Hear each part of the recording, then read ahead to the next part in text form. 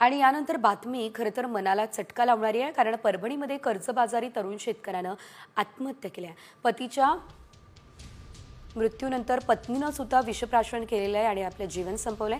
सचिन जाधव आणि ज्योती जाधव असं या मृत शेतकऱ्यांचं नाव आहे. पती पत्नीच्या मृत्यूमुळे मासुना गावावरती शोककळा पसरल्या. आई वडिलांचं छत्र हरपलं, त्यामुळे 2 चिमुकल्या पोरक्या सुद्धा झालेल्या आहेत. शेतकऱ्यानं आत्महत्या केली, त्यानंतर लगेचच आपल्या पत्नीनं सुद्धा जीवन संपवलं आणि त्यामुळे खरं तर त्यांची मुलं मात्र पोरकी झालेली आहे. टोकाचं पाऊल सध्या कर्जबाजारी शेतकरी उचलत असल्याचं आपण पाहतोय आणि त्यासाठी आता प्रशासनानं ठोस पावलं उचलणं निश्चितच गरजेचं झालेलं आहे. किती दिवस शेतकरी अशाच प्रकारे आपली जीवनयात्रा संपवणार, हा प्रश्न सध्या उपस्थित केला जातोय.